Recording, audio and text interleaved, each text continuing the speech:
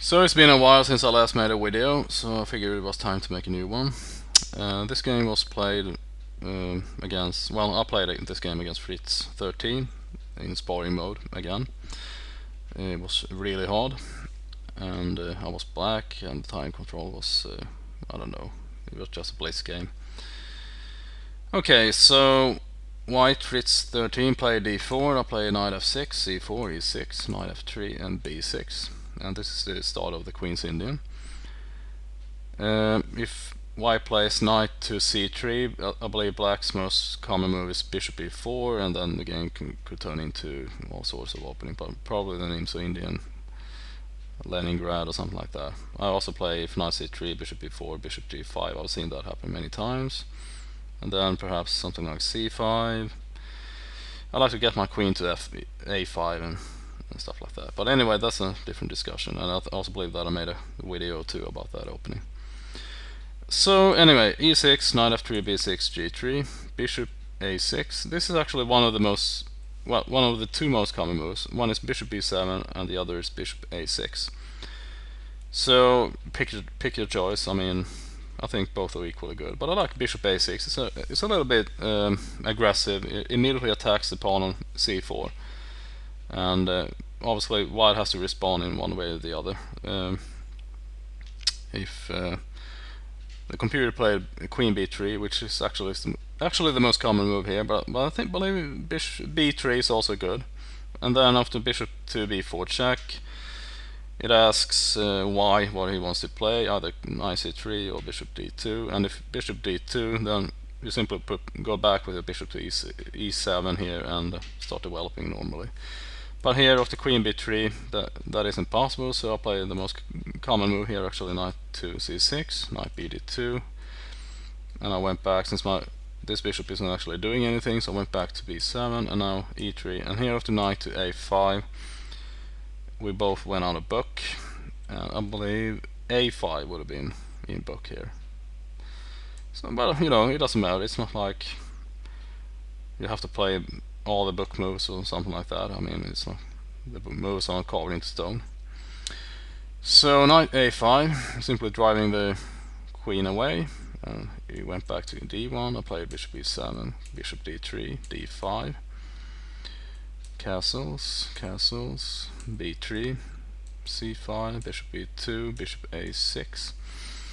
I'm not so sure about this move, but well, except that this bishop now on d3 isn't protected by the queen, so white cannot actually take on d5, at least at this point. Knight to e5.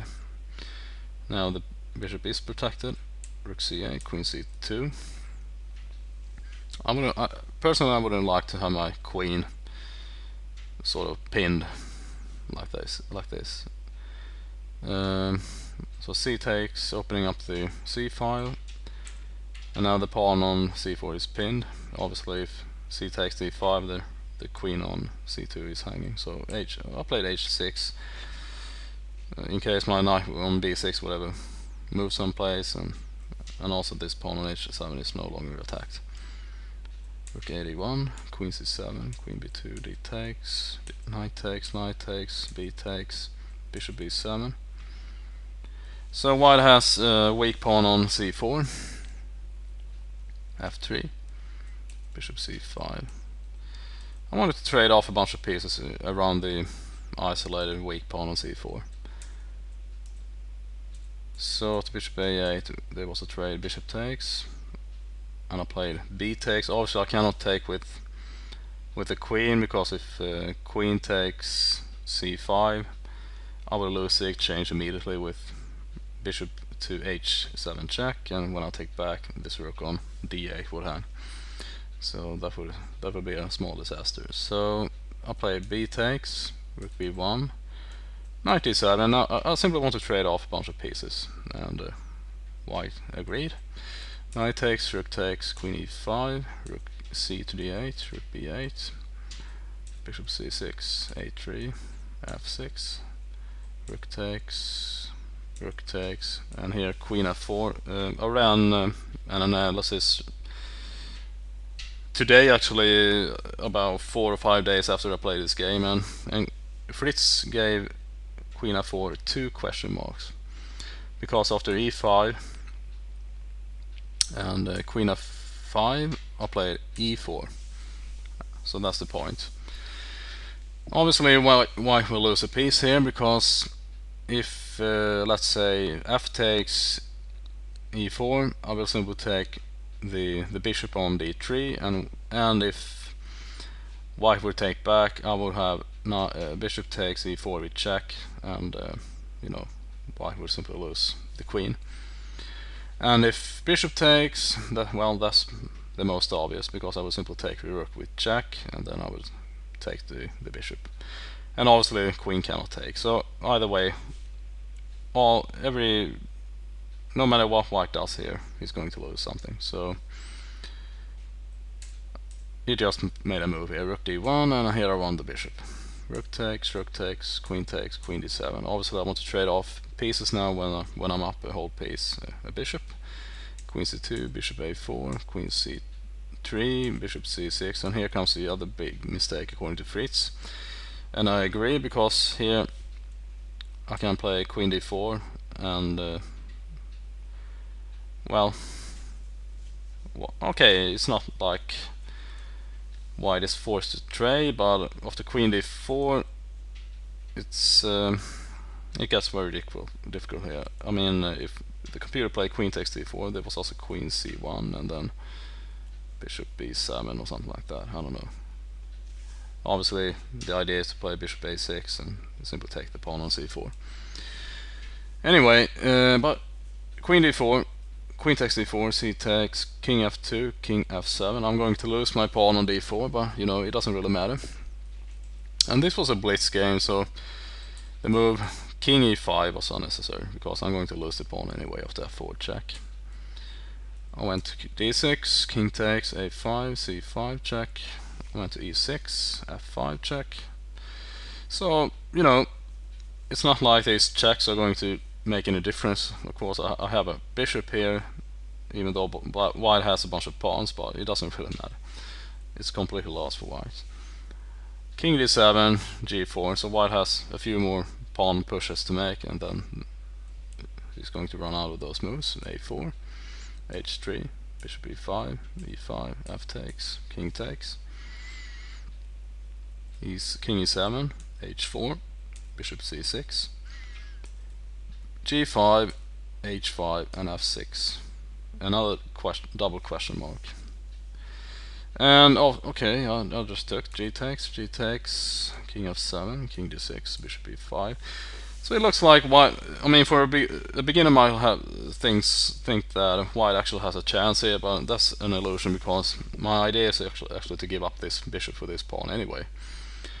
And then I will simply make a queen either of my a pawn or the h pawn.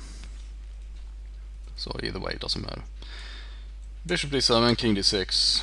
White is completely lost.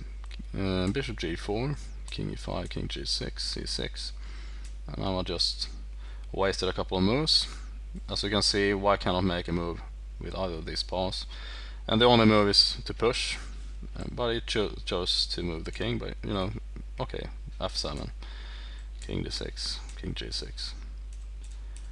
And I didn't even bother to think about the c pawn, because it's definitely not a threat, because like I said, I would sacrifice my bishop and make a queen over here. So, and here it promoted to a knight, which was almost like, I don't know, a joke. Well, it doesn't matter, it could have promoted to another pawn. I simply took, and now I will make a new queen over here. This again was a blitz game, so I'm sure there were faster ways to checkmate, but what difference does it make if you have a queen and a bishop against a lone king? What difference does it make? And now on move 86, checkmate. Okay, enough about that. So let's take a look at the opening one more time here. d4, knight f6, c4, e6, knight f3, and b6. And as I said, if instead of knight f3, knight c3 and bishop e4, you have the nimso, but after knight f3, b6 you have the queen's Indian. And like I said, I make made a video too about this earlier.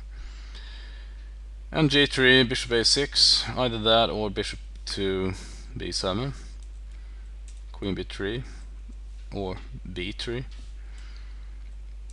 It doesn't make any sense to play something like e3 here, because then why play g3 if your point was to go to g2 anyway. So queen b3 is actually the most common move here. Knight c6, knight b d2, bishop b7, e3, and now knight to a5. That was actually out of the book, and as I said, a5 was the book move. But it doesn't matter. So I hope you enjoy this quick look at a game that I played against Fritz 13 in sparring mode really hard. See you soon.